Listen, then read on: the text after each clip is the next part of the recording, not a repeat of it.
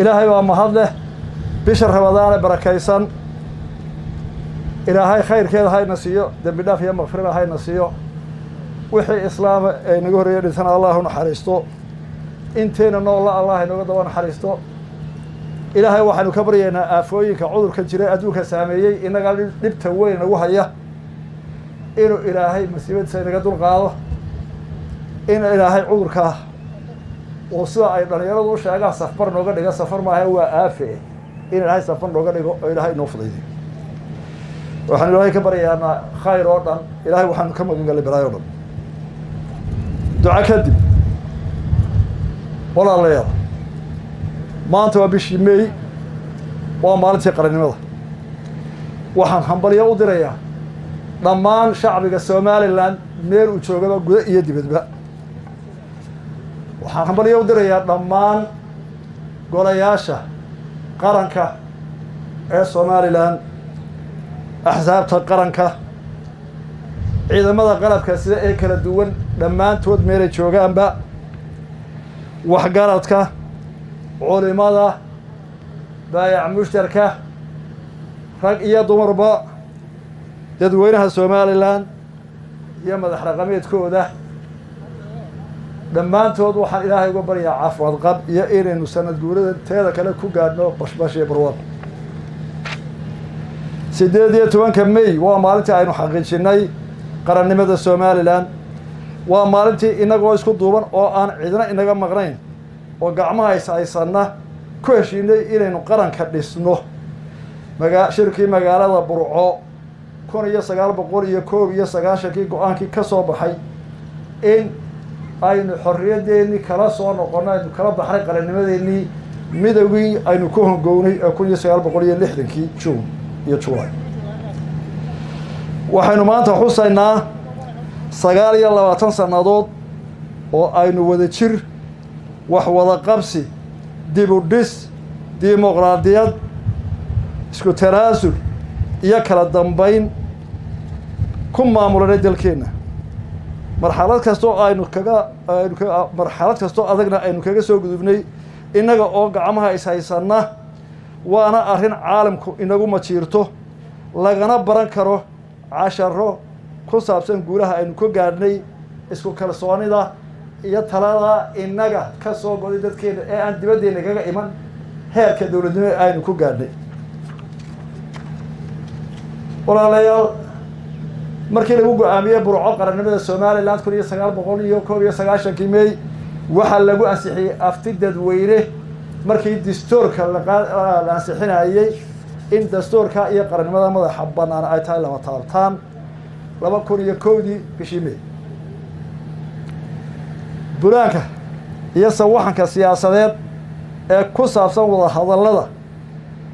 Somaliland iyo Soomaaliya ee laga wado warbaahinta waxay muujinayaan bisay la'aan siyaasadeed iyo waay aragnimo la'aan iyo garasho gaabnida dadka maanta maamula xamar ee ku hadaaqa maalin walba soo dhajiyo boor ah Somaliland waa gobol ka mid ah Soomaaliya aad bay wax looga yaabo tahay maan gaabnimada dadka 30 sano og inaynu laba dawladood oo mid waliba gaalkeeda wax u dhisatay yahay haddana maalin walba ku soo sawira calan oo oranaya Hargeysa iyo Soomaaliland iyo Burcaan wax u dirayna iyo Boorame taa waan ka hadli doonaa hadalladii hawsheeda waxaan saleeyahay taasi ma aha mid arrin lagu geli karo ee waa bulaasu iyo warsuuqa socdo walaal xarunkan adduunka saameeyay COVID-19 dalkeena aad buu u fidaya waana caadadiisa marka hore lama dareemo inta aanu fidin marka uu dadka gaara dadka oranaya xarunka u soo dhacaa boonta ayuu si xoog leh u kacaa hadana hoos u dhacaa marka waxaad moodaa maanta inuu xoog halkii u sareysay marayo boqol iyo dheeraad baa laga helay waliba waxaan wari raadinaynaa in ooyaynu helay tahay mashiinada lagu baaro xarunkan oo aynu helno magaalooyinka waaweyn Boorame Burco Berbera Ergaabo Laascaanood ugu yaraan hawshoodii waa lagu jiraa kala go'a diyaaradaha iyo haddii la yiraahdo adduunyada wixii la soo aan la isu gudbin awgeed ayay adag tahay markii la dalbadaba inuu raago waxaan u mahadnaqaynaa oo mahadnaq ballaaran sheedinayaa guddida loo xil saaray hawshaa ka hortagga fayraska ee maamulkeeda oo shaqo wacan qabtay madaxweyne ku-xigeenka hogaaminayay waxaan aada ugu mahadnaqayaa maalqabeenka somalilan oo intoodii badday si degdega si wax ku ool uga soo jawaabtay oo shalay iyo dafraato labada shirkadood ugu waaweyne dahabshiil iyo talas loogu dambeeyeen oo ballanqaadka intay furiyeen ka dalbaday in lasoo dhiso lasoo sameeyo meelaha lagu sameeyo Turkey China qalabka lagu baaro dadka laakiin waqtiba inaga qaadanaysa xanuunkana wuxuu ina baray 10 baynu ka qaadanay haddaynu Soomaaliland nahay haddii aynu isku tashano inaynu adduun iyo awoodba u leenahay inaynu dalkeena wax ka qaban karno horumarin karno kala dagaalami karno cadow cudurka kala dagaalami karno inaga oon gacmaha hoorsan hawshaa ku socotay maanta labada bilood ee wadada hawshaa badankeeda 80% waxay ahayd dhaqaale Soomaaliland iska urursay dawlad ganacsato qof wax ku deeqa qof xoogiisa ku deeqa qof amarka qaato oo u adkaysta dhibaatada ka soo gaadhay isla dhaqaale u bixiyay qofka ganacsiga George ama shaqadii uu qabanayay joojiyay ee mushaahara qaadanay dee waa ka ugu deeq badan dalkiisa ugu deeqa wixii wahay ilaa wuxuu hayo mushaharad siiray dawlad ahaan xanuunkan talaabooyin dhowr ayaa laga qaado hore loo sheegay oo ogtihiin waxaa la aasaasay guddida waxa la xidhay dhammaan goobihii waxbarashada si loo yareeyo imaatinka ardayda waxa si ku meel gaar ah loo xidhay xuduudaha dalka wixii laga maarmaana mooyaane waxa heegan la geliyay ciidamadii qalabka siday oo dhan meel joogaanba si ay cadowga uga diyaar garoobaan dalka haddii dhibaato sii balaartana wax uga qabtaan waxa loo sameeyay goobo lagu kala tilmaamayay dhammaan socotada ka soo galaysa xuduudada muddo 14 cisho meel kasta ka soo galeen waxa hoos loo dhimay qiimaha cashuureed ee bisha Ramadaan ee raashinka daruuriga ah 20% dawladdu waxay abuurtay sanduuqa la dagaalanka COVID-19 oo ay ka codsatay dadkuna inuu soo taageero alxamdulillah maanta lacagta la hubay ku soo gaadhay waa ilaa 7 milyan iyo dheeraad dawladdu waxay abuurtay sanduuq la yiraahdo miskiin kalkaal oo lagu urinayo qaaraan lagu taakuleeyo dadkeena baahan ee jilicsan ee qaadamada laga hay ee suuqii laga xidhay kaana dawladdu qaaraankii horreeyay dhigtay 1 milyan buu ahaa ilaa 2 milyan oo kale wax soo soo maanta dadweynaha waana maqlayseen guddida ka hortagga oo daraata 650 qoys u qaybinaysay raashin oo ugu badan dadkii ay dhibaatadu gaaraysay dawladdu waxay fartay sanduuqa lagu talagalay in lagu taakuleeyo ganacsada yaryar ee uu saameeyay xarunkan ay COVID-19 oo qorshaheedii iyadana lagu jiro waxa kale oo xukuumaddu ka soo iibisay beerleyda labadii sano ee roobka wanaagsan daay wixii ay beereen ee kayd hayeen in laga soo iibiyo ay dawladdu ka soo iibiso oo lagu daro gargaar dadka la siinayo oo aan laga sugin qamadii laga keenay meel aynaan galanayo waqtiga imanayso wax kasta oo la dadaalay walaal xanuunku wuu sii fiday maalin walbana waxaan arkaynaa hebel oo dhintay waana aafo adduunka oo dhan maraysa waxaan u baahnay inaynu sii xoojino la dagaalankiisa oo ah inaynu qaadano awaamirta dhakhtarrada waxaynu u baahannahay inaynu ismaqalno waxaynu u baahannahay inaynu ku dadaalno inaynu kala fogaano intii suurtagala maanta ku dheeraan maayo hawlaha xukuumaddu sanadkan ay soo qabatay waayo bishii dhowito warigii February ka akhriyay labada gole ee wixii la qabtay iyo qorshe uu sheegay si guud mar haddaan taabto amniga qaranka difaaca qaranka iyo nabadgelyada dalku waa saldhigga dawlad kasta oo jirta caalamka dawladdu waxay haybad iyo tixgelin leedahay awoodeeda ciidan iyo xuduudeeda dhaqaale ilaahay mahadi 30 sano oo la yiraahdo ma ictiraafin oo nuclear isku tashanay 30 kaba si nabadgelyo iyo aamina ayaan u socono 30 sano cadawga Soomaaliland waa badnaa Syria caad baa u lahaa bareed iyo warwareeg iyo dhuumasho iyo sorxgal buu isku daayay ilaahay mahadi shacabkooda isku duuban iyo ciidamada qalabka sida kala duwan iyo dadkeena qarannimada ilaashanaya iyo madaxdooda oo 100% u soo jeeda qarannimada ilaalinteeda waxaan ku gaadhay 30 sano oo nabadgelyo gudaheena ah cadow dibadooda inay soo weerareen ay warigii fooda soo galin dalkeena waxa la xoojiyay tayeynta ciidamada dhinaca qalabka tababarka moralka iyo cududooda waa markii ugu horeysay ee tababar leeyr sarkaal dalkan gudihiisa lagu qabto oo ay ka soo baxayaan saraakiil ciidan oo ay ku jiraan hablo waxa ciidamada amniga guduhu waxay hoos u dhigeen boqolkiiba 9 dembiyada ka dhaca magaalooyinka waaweyn iyo dalka guud ahaan waxa iskaashi iyo amni lala sameeyay dalalka dariska ah si loo xakameeyo dembiyada xuduudaha ka gudba waxa la dhameystiray isbitaalka ciidamada qalabka sida oo furan hadda la bilaabay oo adeeg hufan oo caafimaadkii doona ciidamada cadawga jamhuuriyadda Soomaaliya waa badan yahay hase yeeshee waxa uu muusgooyay shacbigiisa iyo ciidamadiisa isku duuban dhaqaalaha dalka hore uga hadlay waa badan yahay marka soo koobo dhaqaalaha dalku boqolkiiba 15 sanadkan kordhabay ahayd waxa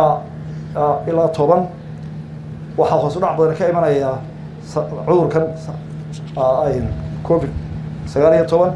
qorshihii dib miisaanada ugu sameyn lahaa ku talagalana waa lagu jiraa inta uu qaadanaya garan mayno heerka uu gaaro garan mayno waxay nagu qasaba inuu dib u eegno miisaaniyadeena iyo qorshayaasheena priority-goodii halkii koobaad markii hore ay noo ahaayeen dhowr iyo 20 mashruuc oo ku kacay lacag ku dhow 20 milyan oo xibrood hore la sii daayay ahayd way hakadeen way waxa loo leexday dhinaca cudurkan COVID-19 walaalayaal waxaanu guula gaadhnay waxa dalka soo socday haddana cid waliba dhaliisheeda waaleed dhaliisha Soomaaliland ugu weyn ee dhaqaalaheena iyo nabadgelyada oo dhibtay waxa weeye isku dhaca deegaamaysan ee beelaha wadaaga deegaanada dhulkeenu way naga badan yahay dadkeenu wuu yahay dhulkeenu weey haddana waxa dhacda maalin walba beela isugu dhaca dhul la isku qabsado oo ah beer iyo barkad iyo wax la mid waxa naga dhintay boqolaal qof loo sano dambeeyay waxa ku burburay hanti badan dad badan baa ku barakacay hadaa dagaalada raadiso oo si walba oo xadhood baadhana waxaan sagaar ka biirsan baan ku ee dadka ku leeyahay oo dadka ku barakacay oo dhaqaaleena ku burburin waxyaalaha dhaqaaleena culayska badan ku haya waxa kamid ah isku dhaca beeraha iyo hawlgaladooda labadii sanadood u dambeeyay waxa la yaab leh inaga oo dal soo koraya oo horumar doonaya waxa inaga baxay dagaal beelada loo gurmanayo ee kolba barkad iyo beer iyo waxaan ka weerin la isku dilaayo 9 milyan oo dollar 9 milyan oo dollar baa inaga baxay dhexdhexaadin iyo u gurmad iyo kala qabashada beeraha labada sano u dambeeyay imse iskuul baynu dhisnahay caafimaad baynu u baahan biyaynu u baahan wax alliya waxa la isku dilayna garamis markuu dadku la laayo ee la barakaco ee la burbura la oraya walaalayaal keeshiin oo xaladala ka noqon maxay isku dilay maxay waxaan soo jeedinayaa dhammaan wax garadka media mutacallimiin sheekh shariif in dadka laga waanay dhulku waa ina deeqaayay inaan maalin walba ku dhamaan oo inaan isku gurman waxaan sagaar ka biirsan gacan baa la isku dilay barkada u leeyahay waxaan ugu gudbayaa kaabayaasha dhaqaalaha waa qorshihu aynu hore u soconay aynu ku soconay oo wax laga bedeli doono sanadkan waxa u badnaa in ceelal badan la qodo in jidadka dayactirkooda la badiyo lama taabo wadadii burco iyo ceere gaaba iyo dawaaseedii tan kooridoorka oo ay dhisayeen qolada carabta iyo qolada ingiriiska oo iyagu naga caawiyay inta la xashada ayagana maanaan taaban laakiin qorshayaashii wadooyinka wax badan waxa hakin doona ama wax ka bedeli doona xanuunkan COVID-19 waxbarashada iyo caafimaadka oo labada ugu muhiimsan labaduba waxa ku dhacay culays miisaaniyadooda horumarineed ee macallin lahayd ee dugsi dhis lahayd waxa ku dhacday labadaba culays fara badan oo keenay cudurkan dhammaan xooggeena arrimaha bulshada waxay u leexayaan xooggoodii in lagu caawiyo wasaaradda caafimaadka oo ku jirta dagaal ay arrintu baaxad u leeyahay iskuuladii waa la xidhay cudurkana xidhay macallimiin badan oo private ah oo shaqada mushaarkooda ku ekaa inay ardayda waxa laga qaado ku socdaan waa xidhmay waa cusay kala soo kordhay oo iyadana dib u eegid miisaaniyada ay ugu jiriyay si loo xalin lahaa garsoorka waxaa soo dhibaatooyin jireen garsoorkeena ilaahay mahadi labadii sanadood u dambeeyay markii la tiriyay kiisaskii soo galay 85% ayay maxkamaddu go'aan ka gaaray warina cabasho waa jirtaa maxkamaddu way dheer yihiin maxkamadaha dheer waxa ugu wacan dadka oo marka la weydiinayo marka dacwada laga galayo iyagu soo qaldaay oo korba marka go'aan la gaaraba wax cusub ka doonayo gaar ahaan kuwa dhaxalka oo kale oo dhamaadkood ku adkaaday ma aha inta badan dhaliisho ka timaada garsoorayaasha garsoor waxaan soo karaa waa bini aadmi laakiin dadaal qeyr caadi muujiyeen waxa la sameeyay maxkamadda wareegta oo fudaydisay boqolkiiba 60 dembiyadii laga soo qaadi jiray gobolada iyo degmooyinka ee la keeni jiray caasimadda maxkamadda ayaa 24 degmo ayay maxkamadda ka furayeen gobolada maxkamadda wareegtaana gobol degmo kasta way tagtaa iyadoo awoodda ilaa iyo maxkamadda gobol ah marana ku rafaq xataa raacaan dowlad ahaan labada sano u dambeeyay waxa kor loo qaaday dakhliga ama mushaharka xaakimiinta iyo shaqaalahooda boqolkiiba 50 warshahana waynu sii karnaa waayo qofka xaakimka ah wuxuu u baahan yahay daryeel badan tixgelin sharaf iyo amnigiisa in la xoojiyo taasina wadada hana insha Allah oo aynu gaari doono waxa soo dhac balaan ku yimid dacwadihii dhulka sababtoo ah dalka oo dhibaatadiisa arkay iyo maxkamadaha inta badan lagu xalliyo si sulxa iyagoo iska kaashanayaan dadweynaha ciidamada amniga maxkamadaha iyo culimada waxaan rajeynayaa dhibaatada dhulka hoos u sii dhacdo oo inuu hoos u dejino waxaanu sheegnay howlaha ay qabtaan garsoorku waxay kor u qaadeen dakhligii ay soo xireen jireen ilaa 5% waayo markay dacwada qaadaan baa waxa la socda kharashka dacwada beesha caalamka iyo dalalka ay dariska nahay Soomaaliland waxay xoojinaysaa xiriirka wanaagsan ee ay la leedahay dawladda ay jaarka yihiin iyo kuwa kale ee caalamka oo dhan xiriirkaasi waxa uu mar kasta ku salaysan yahay wax wada qabsi nabad jaar wanaag isqadarin iyo ka faa'iideysiga fursadaha dhaqaale iyo ganacsi ee la wadaagi karo wadamada beesha caalamka waxaan ugu baaqaynaa in ay tixgeliyaan isla markaana taageeraan go'aanka iyo ayaka tagshiga shacbiga Soomaaliland ee qaraarkiisa ay cod afti iyo tala iyo dawlad dhismo ku muujiyeen gargaarka caalamiga ah waxaan soo dhaweynaynaa gargaar kasta iyo deeq kasta oo beesha caalamka ku caawinayso Soomaaliland balse marna aqbali mayno gargaar deeq qaaraan dhaqaale iyo hawl soo marta Muqdisho iyo Soomaaliya waa ku celinaya cid kasta oo nala soo xiriiraysa ama taageero ama talo ama dhaqaale waxaan u sheegaynaa Soomaaliya inaanu 60kii midownay 30 sano dagaal iyo rafaad ku wada jiray 30 sano kala maqneen waxba aaniga dhaxan meel ka dhac ay tahay aan qaadan karin in la yiraahdo hawshaas xamar ku xidhan idinkii xamarka heshiiya ma kama heshiin xamar cadow baa u aragnaa waa dawladda qura qaranimada Soomaaliland diidan ee ka baraysan ninka qaranimada iyo diidan col baan sidaa darteed hay-adaha sibcada quruma ka dhaxaysa dawladaha waxaan u sheegaynaa annaga Soomaaliland oo dal gaar u taagan oo danta dhisoo nahay cidina xisaab waa wanaagsan tahay laakiin ma qaadan karno gafna oo aragnaa xamar baa waxay ka dhaxayaan ka heshiis wada hadallada Soomaaliya iyo Soomaaliland iyadoo go'aanka shacbiga Jamhuuriyadda Soomaaliland uu yahay madax banaanidoodu muqaddas lama taabtaan ah sida dastuurku cadaynayo haddana casrigan aynu maanta joogno